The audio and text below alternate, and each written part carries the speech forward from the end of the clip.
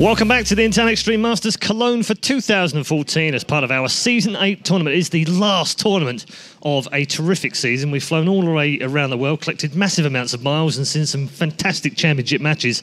We're hoping for another one this weekend. Before we get there, though, 4 days of StarCraft 2 action. That's right, plenty of StarCraft coming your way over the next 4 days. We've already had a few matches this morning. Joining me now is Kalaris. We're going to take a look at the bracket and the results in just a moment, but what's been your sense of how the games have gone this morning? Have they gone quite as planned as you thought they would? I was a little bit surprised that HasuObs was able to take the first series over San after showing some amazing PvP at previous tournaments. And, well, aside from that, MC and Stardust being there in that final position, I think that's partially what people expected, unless of course San was to have defeated MC in that second round, but we all know how that's gone. Yeah, and so let's look at the lower bracket for now. TLO's come through that against Revenge. So he now has to go through and play another German.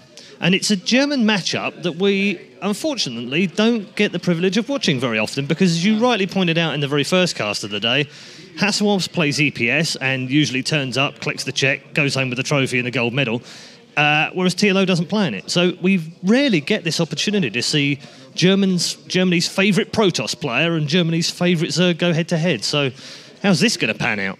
Well, that's a really good point that you bring up, because a lot of the times, TLO never being really that present in the German scene leaves a lot of question marks on things like the EPS. Obviously, we saw Hero Marine recently being the champion who took out HasuObs during the semi-final. So it'd be really interesting to see what would happen if we threw TLO in that mix and see if he could actually win the whole thing out. So I think for this series, obviously, you've got a player like HasuObs who does like to play that turtley style, and especially against Protoss, and we can see really, really long games against Zerg from him, whereas TLO is able to bring quite a lot to the table. Not really too much of a proprietor of that swarm host style, but I think sometimes if he has to use it, he certainly can do.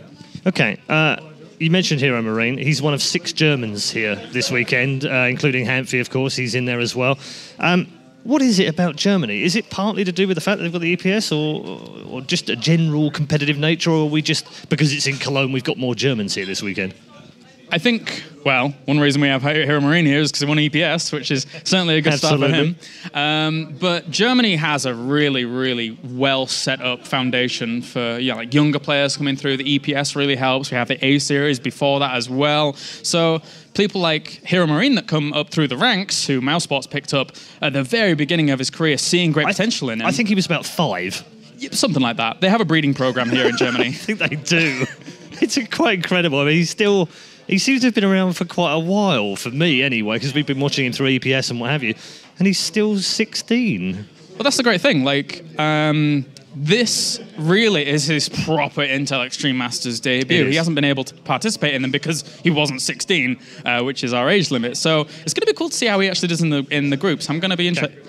Although all the groups are really stacked, so it might be hard for him. Let's not talk about that for now, though, because we've got that coming up tomorrow, of course, with Group A's and Group B. Let's get back to our game now. It's TLO versus HasuObs. HasuObs has already had a fantastic match against San and won. Then not played quite so well against MC, but MC seems to be, I don't know, some sort of otherworldly being right now. I don't know what's tripped him up, but he is definitely on a different level right now. And then on the flip side of all of that, you've got TLO, who had a very rocky first game against Hamphy. I actually went over and said to him, what was that all about? And he said, actually, I have no idea. I have no idea what happened in that game. And he lost against Hamphy. Popped over and saw him as he beat Mini Razor in the last round. And he said, yeah, I've woken up now. So good. So he's ready. And yet when I spoke to him about HasuObs and said, how are you matching up against it, head-to-head wise? And he was like, I'm always up. Doesn't matter who I'm playing. So he confuses me, TLO, because he's like super confident, very committed to the game, totally wants to win this, and did really well in Sao Paulo, obviously, with his semi-final. But do you think he has what it takes to get out of what is a very difficult bracket today? I think it's, if I had to really attribute it to something, I think that when you look at TLO and how we saw him play at the previous Intel Extreme Masters, when he was playing against Terrans, he looked fantastic, he looked on fire. But HasuObs, I think, might be a bit of a tough challenge. I really do, because the way HasuObs actually plays ZVP or PVZ or whatever, and then just plays his turtley style and really brings that really strong defense, formidable defense to the table. unless TLO can find some weakness in that, it's going to be hard later on, I think.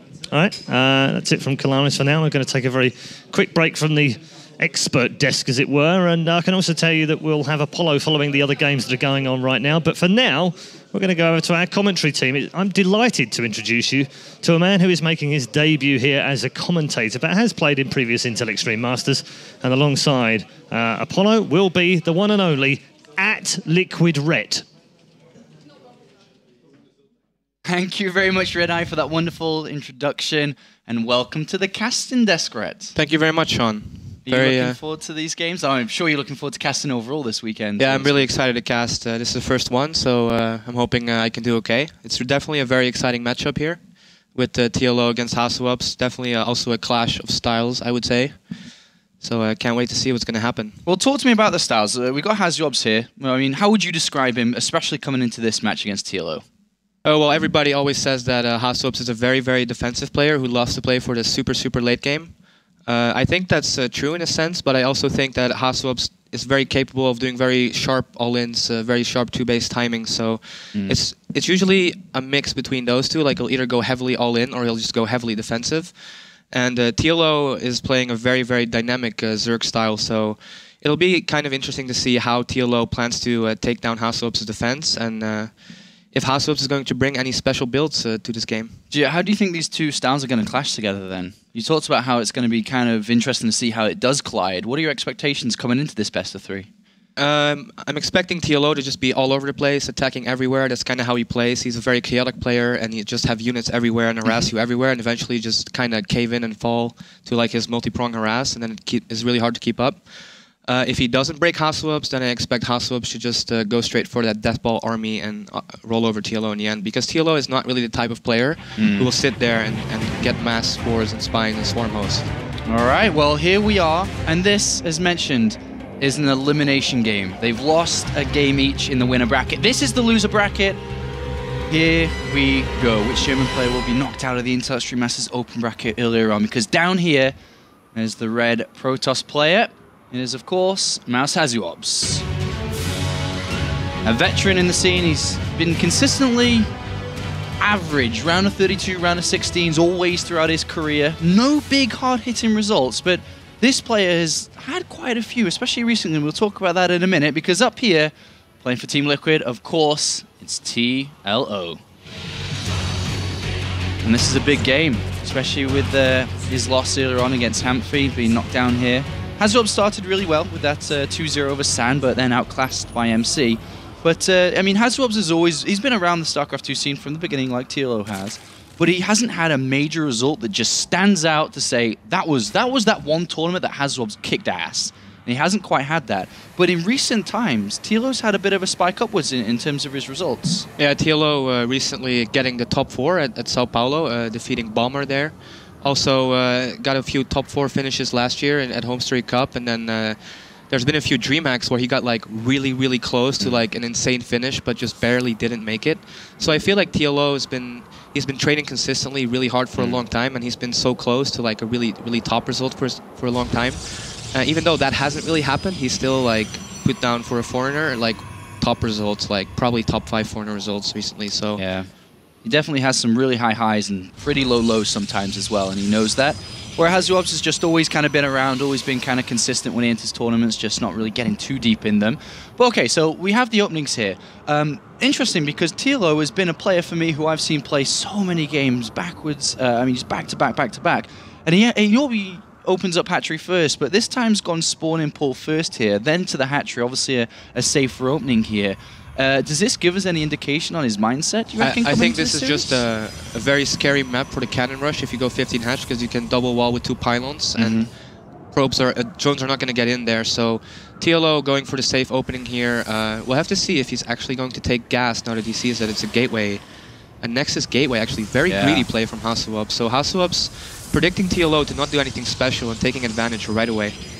All right, well, we'll see how far that can carry HasuObs into the mid-game. It is a good start from him here, but TLO has taken his 3rd hatchery pretty fast. It's an interesting location, not usual. You see it there. Why do you think he's taken it here? Maybe he's looking to be aggressive, and he's thinking that HasuObs will take the normal third base, and in that case, he might be able to... He likes to really play with creep highways. Like, as soon as the lair finishes, he'll just drop creep with every Overlord, and then do like a massive Roach Hydra kind of attack. Maybe he's looking to build up to something like that. So if that's like a strength of building the hatchery there, what would be a weakness? The weakness is if you plan to play like a more defensive game and you're afraid of being all-in, then, you know, the Protoss is going to be there a lot faster as well when he wants to attack, so...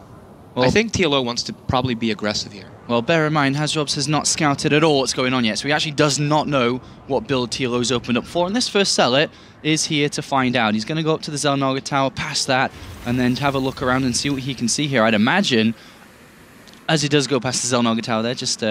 He's actually going straight to that third base, so I'm wondering if he, like, studied TLO's replays or something and knows that's where TLO likes to take the third base. But he's going to know really fast what's going on. And he has thrown down an immediate Stargate behind this, with that Zealot poking around here. And a couple of lings are being made from TLO, just to prepare for this Zealot and most likely Stalker behind this, if that was to come over the other side of the map, as his circling speed is quite far behind here. Also, the extra gas is being taken by HasuObs, so it kind of looks like if he's going to take that fourth gas, he's probably going to go for the Phoenix opening and play really greedy here and then look to take a third base. There's no extra gateways on the way or anything like that, so we'll probably just see a very conservative HasuObs opening. Yeah, especially the way that you laid out what that third base means to TLO and what it could mean for his game here. HasuObs wouldn't want to be taking too many risks against a potential aggressive TLO. But as you can see on the map, spreading those lings, looking around for the weakness of his build here, which is, of course, potential aggression coming out from HasuObs, scouting everywhere, looking for pylons with these initial lings that, if you remember, were built just to deal with that Zealot and for any harassment coming out, and now used for extra purposes. And he scouts, sees a couple of gateways. Sid Spore Crawlers are extremely early, and I'm not sure that's necessary. Oh. I think when you take third bases like this and you also get link speed, once the Phoenix get out, you're kind of like really starved. So if you start your Spore Crawlers so early, you're not going to have a lot of money. And by the time HasuObs gets 4 or 5 Phoenix, he can just hang out between the second and third base and do a lot of damage. So I think the opening here with HasuObs being this greedy, massing probes, not getting a forge, not getting a cannon, getting 4 gas, is really good for him, I think. And he's got the robotics facility down here. There's the forge, so we'll be looking for that +1 attack, and also looking to switch up towards Colossus here. Eventually, we'll have to see how fast or how patient he is with taking a third base. Of course, with his build setup so far, that would be ideally where he'd be aiming to go next. Whereas TLO, Lair first, then Evolution Chamber, then Roach Warren. Hasn't encountered any Phoenixes yet, as they are just roaming around the map. How would you address TLO's position at the moment? 12 drones just coming out here. Does push him up to a total of 58. I think so far, so everything is pretty good for him. It's really going to decide in the next couple of minutes how much these Phoenix can get done, and then how easily HasuObs can just get a third base up. If HasuObs takes a third base right away, and it doesn't get punished, that's going to put him into a massive economy for the mid-game. But TLO is making 12 more Zerglings, so he might be knowing that HasuObs will take a third base soon, and he'll try to stop it. And there is that third base coming down here. It's off 2 sentries and 2 Zealots with that Stalker and Mothership core, so it is pretty fast here. You do see Protoss players waiting to get up to 4, 5 sentries and Zealots, but we do have the Phoenixes coming in here, a little bit of damage. But 13 drones, there's only those handful of lings here. They shouldn't really be able to do too much to that third. Yeah, there's only 20 Zerglings. Oh, the force fields are pretty good. He is going to lose a sentry though, and he's morphing more Zealots, so he will defend here. And this is not enough lings to cancel this third base, so I feel like TLO made too little lings to kill it, but then too many to do nothing with it, so... And a mistake here by TLO too. Moved out with his queen there. They followed the Phoenixes, and that actually prevents creep spread from coming down there. I'm pretty sure he was getting ready to spread that creep. If you look at his build here, he's got the Hydralisk coming down, the Hydralisk speed straight away. With this Carapace too, it looks like he is aiming towards this third base, obviously, as you mentioned earlier on. But with the Robotics Bay just about to finish up and the first Colossus going to be on its way, there is a timing for TLO and slow down. And do you reckon he can still get there with these Hydralisks and Lings?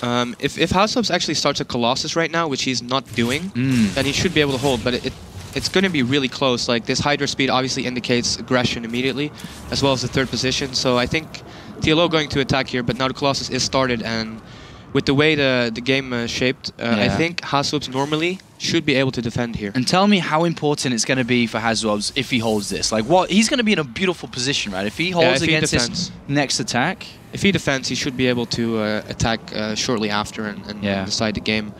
It's also important he doesn't do things like let a Zealot not go and hold position in his wall, let Lings get in. He His Phoenix harass has been quite effective. I don't think all the hiders are together, so TLO has to be really careful. He's going to lose more and more units. That Void Ray in the middle is a little bit sloppy there, but if you look at the units lost tab, so much dealt damage-wise here for HasuObs and so much damage taken from TLO. But we do have the Colossus about to break from the natural very shortly here. Phoenix is picking up what they can, but here comes one of the biggest moves of this game so far, which is TLO. And he gets caught with a lot of links, and obviously that is his full force here. This is his timing, his time to try to do something, yet he loses all those for free. Yeah, this timing did not work at all. The Colossus came out at the perfect time as soon as TLO wanted to attack, and now I feel like this is a very, very rough position. He is getting the second Carapace upgrade and getting the Roach speed, so it looks like he wants to transition. Also the Spire, but it's going to be rough. His fourth base is actually pretty early, and he's making more drones, going up to 82 actually. So if he can survive for a little bit longer, will have a sick economy, but it's going to be really risky if HasuObs decides to move out. Yeah, and HasuObs must be, he must be thinking about that at least, with the Phoenixes on this right-hand side, realizing that the attack has failed, and stage 2 of TLO's game is now in motion. But where did it go wrong for TLO? If you were to think about how this game's unfolded, is it HasuObs that just had a better build and a better start and just carried the momentum? Did TLO make any mistakes that stood out for you? Not really huge mistakes, just, the HasuObs opening with the Nexus first into very fast 4 gas, really not a lot of defense other than the Mothership Core, and then on top of that, the super quick third base just sets him up really well. Looks like he wants to move out straight to this TLO third base, but TLO is countering attacking, so HasuObs is actually moving back. These are the type of things that TLO has to do to buy himself time to get Mutas or a better composition. Alright, well, he's definitely going to have to increase his composition, because right now he has nothing to challenge the Colossus, and there's 2 of them, and there's about to be a third here. He loses those units. He does have a couple still out here in the middle, but he's not quite ready to challenge. He needs the Spire to finish up, and he needs to add to his composition, but he doesn't exactly have a lot of gas in the bank, as only 4 Corruptors are able to be made here. And HasuObs is going to strike on this left-hand side. This has been a beautiful game so far from HasuObs, and with killing this base, which I can't really see not dying here, with Force Fields able to cut off any units from TLO coming from the right-hand side. TLO is going to counterattack here. Yeah, counterattack here is pretty much his only option. He should definitely evacuate his third base a lot sooner, and then maybe get a lot of Mutas and somehow come back into this. But it's going to be rough. And there's a Colossus at the natural, but it is going to fall, actually. So this counterattack is doing quite a bit of damage. And HasuObs will have to come back to help defend it, because, his entire army's there. He does recall back and will defend across this. But remember, units were traded here, but the economy has been hurt for TLO, yet untouched here for HasuObs, who's got a great setup on these 3 bases. He's got +2 attack on its way. Not going to be ready for a while, but Blink definitely is going to be ready in the next couple of seconds here. And remember, the threat of the Colossus. There's only 2, though. There's only 2, but 7 Corruptors. And Corruptors, I think, not a good choice here. There's too many Stalkers. There's Phoenix. And here we go, TLO charging in. Great force fields. Not going to get too much done. He might get 1 Colossus, but actually HasuObs pulls back, and these Corruptors are going to fall rapidly. And right now, TLO doesn't have a 4th base. He can't really switch to Mutas. He doesn't have a lot of gas. I feel like he's just going to end up hitting a giant wall here in HasuObs' huge army. And as you can see, HasuObs getting closer and closer to TLO's actual supply here. Non-Immortal and Void Ray behind this, just beefing up his composition. And TLO has found himself in between a rock and a hard place at the moment. And as you described, through HasuObs' good play, good builds, and was finally able to go throughout all of this without getting punished. But here's an attack coming in for HasuObs. The force fields aren't amazing here, and TLO gets a pretty decent fight overall. 1 Colossus goes down pretty fast, the next one as well. This isn't the worst fight in the world TLO could have taken. No, quite a nice flank, really attacking from all sides. The Colossus not doing a lot of area damage, and actually all the Colossus end up dying, but HasuObs seems to have too much left on the ground. And I think... Yeah, with the reinforcements coming in as well, if TLO had got that 3rd base and kept that 3rd base, this could have been a different story. But his income's hurt. He's unable to really replenish properly. And as we can see, HasuObs looking at taking map number 1 here as +2 attack zooms in with just 10 seconds remaining on that. And with Blink available, this seems to be HasuObs' game here. A couple of force fields making it difficult for the Roaches to fight. And GG is called. And HasuObs takes game number 1 here against TLO. Quite a straightforward game that you see played a lot, and also when you play the ladder, you play a lot of these type of games. And I'm not sure TLO.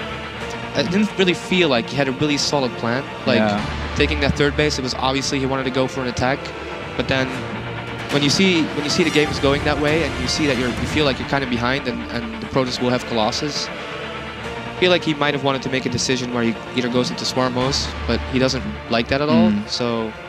What do you think about, we talked a little bit about the mindset of both players just entering the game. TLO opened up, spawning pawn to hatchery. You've seen him go, as you've seen many times, hatchery first. There is, of course, the option that he does get cannon rushed. But if you just look at the two builds, we've got spawn and pawn to hatchery versus Nexus first gateway, and it just set HasuObs up on a really solid pace from the get-go. Yeah, it's pretty much the best opening HasuObs could have asked for. At least if you're playing against Hatch first with that, you at least feel like, yeah, the Zerg also has a lot of economy, but this was like the TLO playing really safe and HasuObs playing really greedy. And then everything just kind of went his way, and TLO wasn't able to make any decisive moves to come back, even though that flank he made was pretty nice. And if he would have been in a slightly better position, a flank like that could have won him the game, but just not enough in this one. All right, so the next map we're going to go into in this best of 3 is going to be Altazim's Stronghold.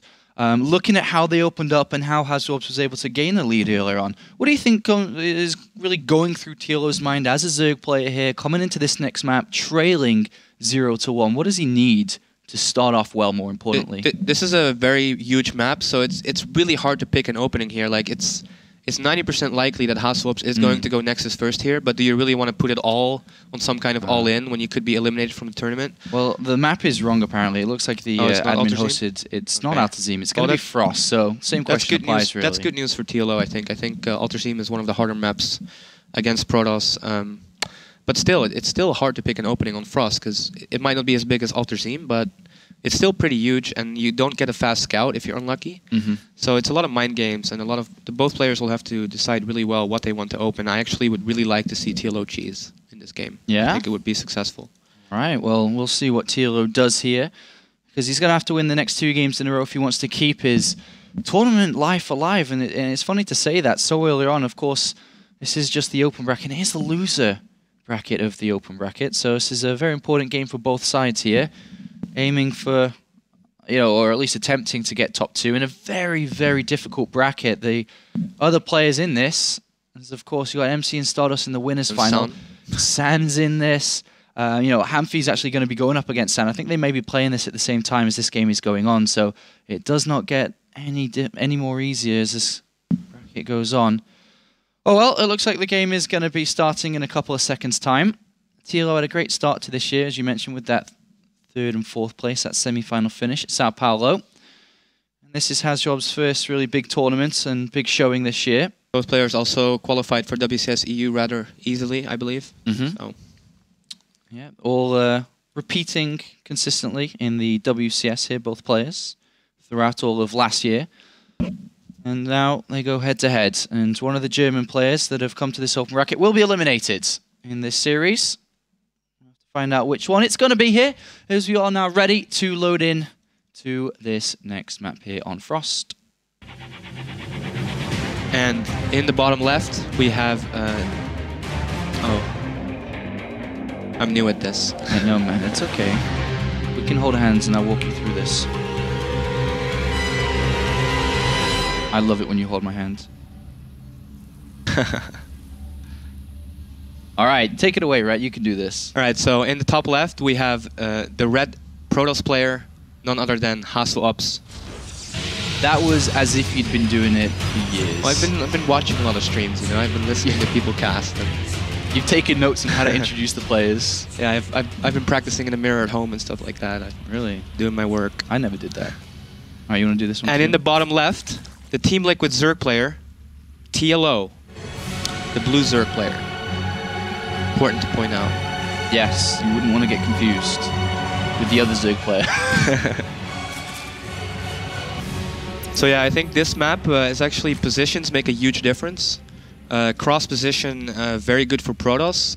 Horizontal positions, very good for Zerg, because swarm host pushes become very potent. And then the vertical positions like we have now is kind of in between, because there's not a clear path to the third base of your opponent, so it kind of becomes kind of an even game, I guess. I guess these positions are the most neutral for this matchup. Well, TLO's going to play to the map a little bit more here. He's going to open up hatchery first. Cannon rush is a lot more difficult to pull off here. First of all, it's a 4-player map, and you're rarely going to see a cannon rush here. So TLO is just going to open up hatchery first here. I'd be interested to see if he tries to go 3 hatcheries here. Yeah. Or if he, yeah, okay. Yeah, it so looks like he will, actually. So 3 hatcheries before spawn and pull here against a gateway opening. And he doesn't know where his opponent is, so he might take the third base close to... No, it looks like he will actually luck out and take the far away third base. Okay, so I mean, these two builds, we've got 3 hatchery, then spawn and pull. It could be gas and spawn and pull, but I'd assume spawn and pull first here from TLO.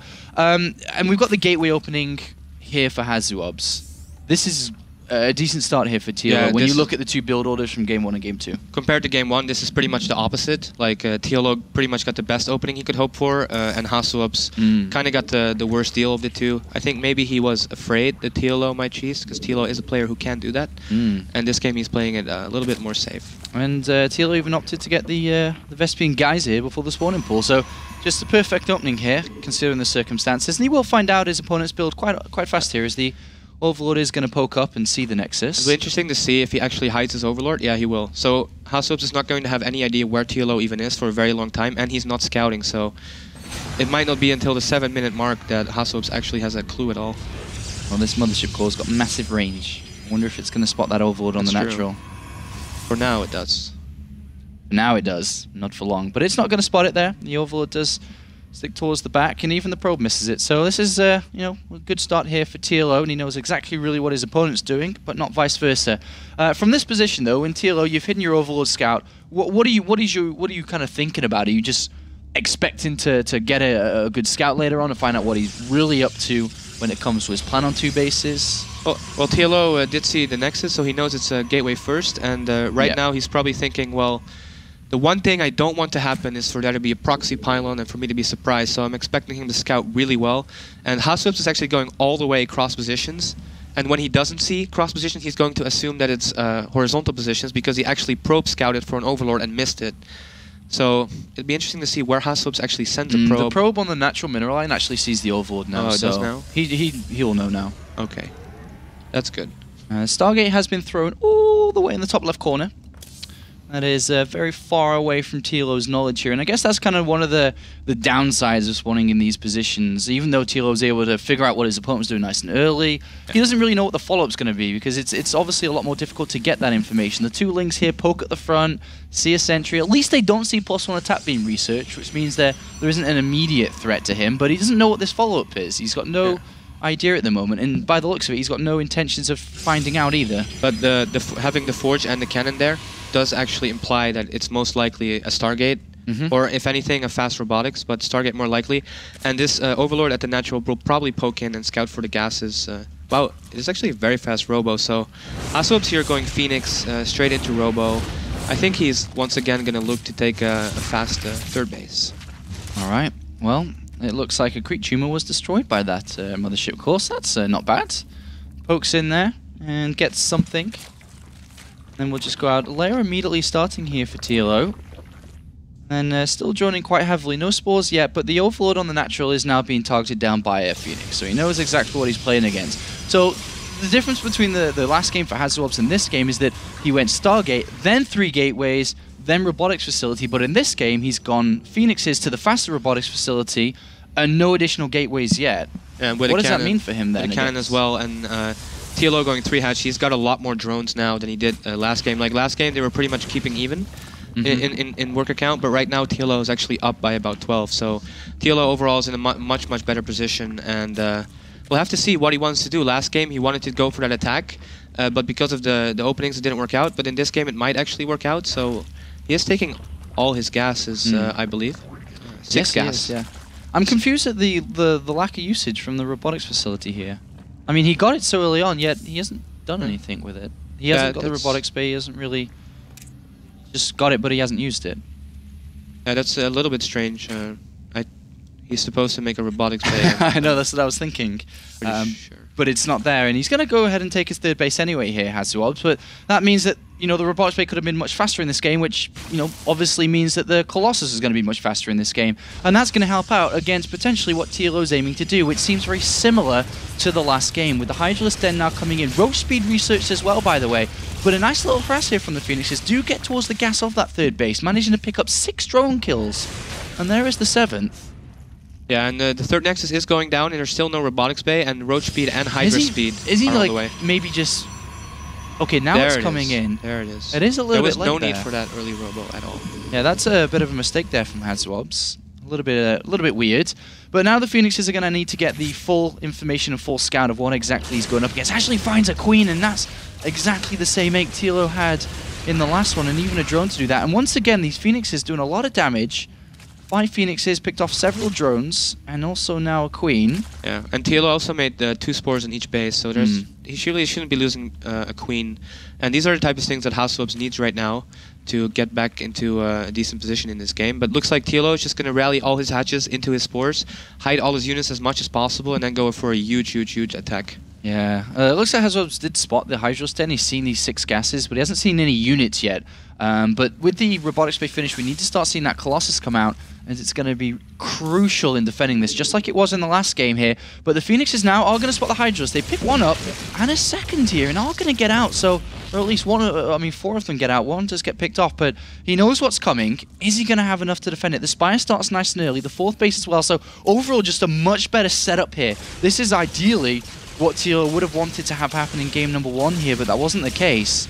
It does show that he does seem to have a favorite way of playing ZVP, which seems to be a Roach Hydra attack into either probably Mutas if he's ahead, or then Corruptors if he needs them.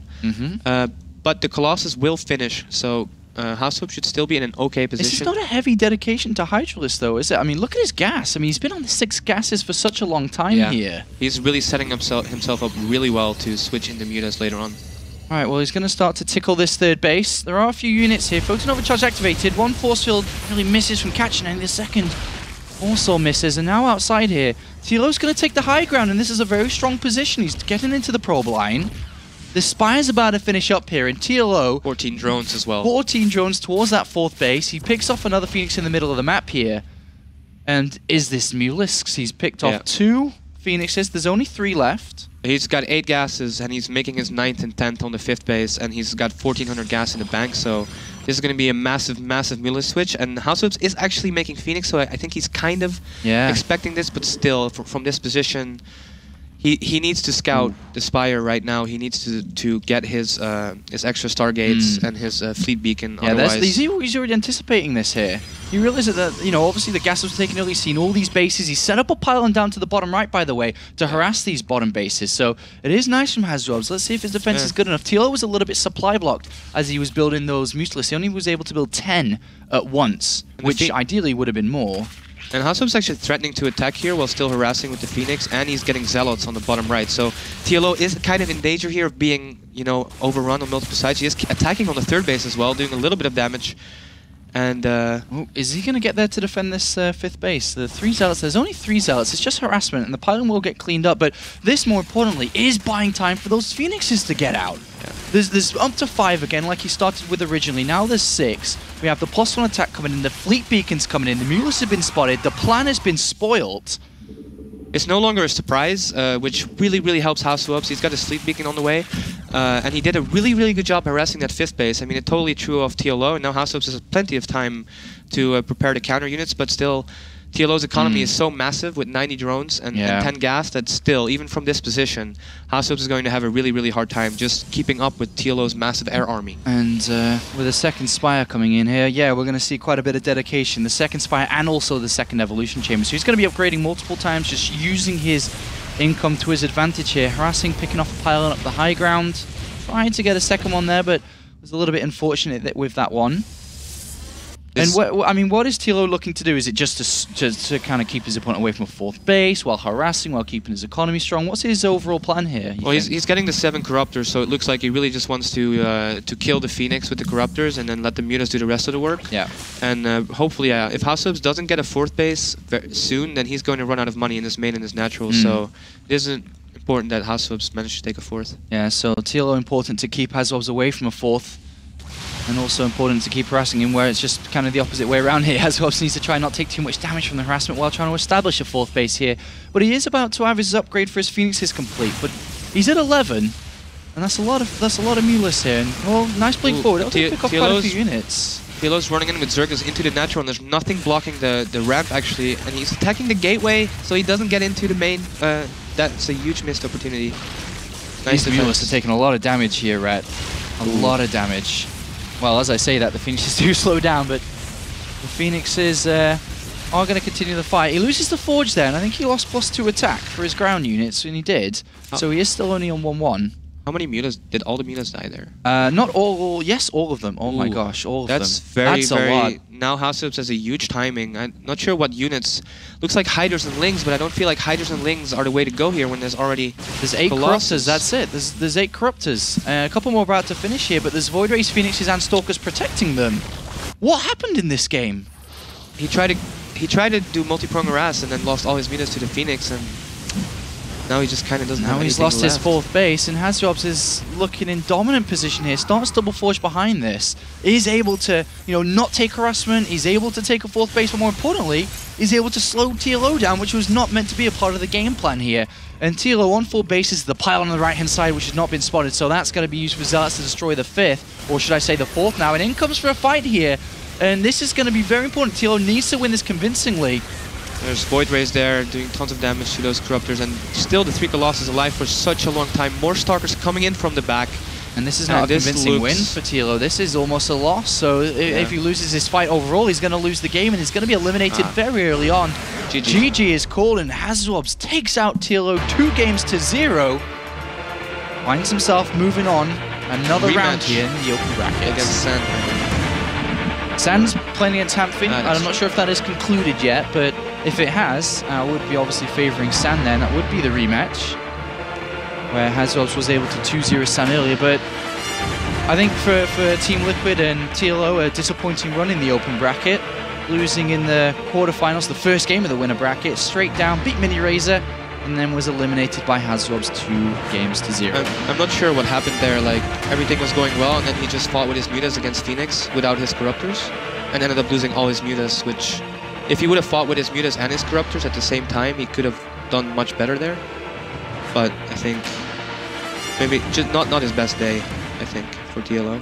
Yeah, well, there's a lot more tournaments to come, as TLO, of course, playing in Premier League just over the next couple of weeks, and there's a lot more stuff for him to do, but this tournament in Touch 3 Masters Cologne has come to an end very early here for TLO, but HasuObs gets a chance now to fight on in the loser bracket here in the open bracket 1, and as you said, most likely here, we'll be going in the rematch against San, and I think San this time is going to be coming for some revenge of his own.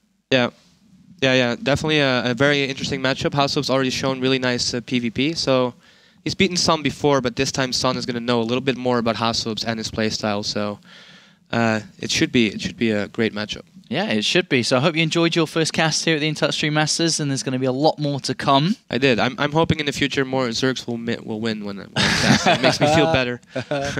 All right, well, that's us done for the casting. Red Eye, take it away. Thank you very much, Sean. Yeah, have we got a new thing starting? Is it Curse of Ret that we've now started here? Let's hope not, anyway, from a Zerg's point of view. TLO, sadly, going out this time very early on in the open bracket to his fellow German player, HasuObs, who advances on through the lower bracket. We'll see how he gets on a little bit later on. Also, Kalaris alongside me. You've been watching the other game. We haven't even got a replay because I don't want to be mean to Hanfi, but frankly, there wasn't much to talk about in here because it was very one-sided.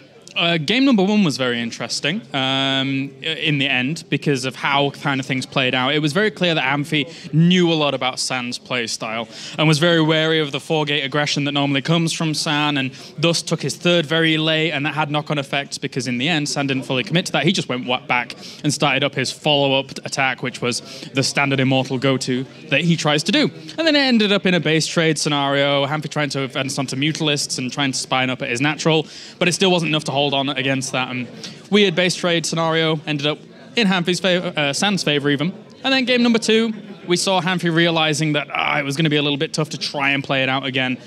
So went for a 10 spawning pool with Speedling all in, which San was able to identify. Yeah. I mean, he saw it pretty early on, noticed exactly where it was. It was cross spawn, but he actually he didn't scout at all. In fact, the Zerglies got there before the scouting did, and then he realised that actually this was going horribly wrong already. So he GG'd out of that pretty early. So Hanfi, unfortunately, not able to go through in that game. But it does mean, of course, that we'll move on to lower bracket matches very shortly. But we'll be bringing you our upper bracket final next, which is a very big game indeed. For 2 men, MC versus Stardust. It's coming right here on Intel Extreme Masters. You can also help us out by telling us who you think will win that game by voting right now. If you go to facebook.com/IEM, that's facebook.com/IEM, and vote in the poll to tell us who will win the next game. Will it be MC or will it be Stardust? We'll show you the results after the break. We'll be right back at the Intel Extreme Masters Cologne. Don't go too far away.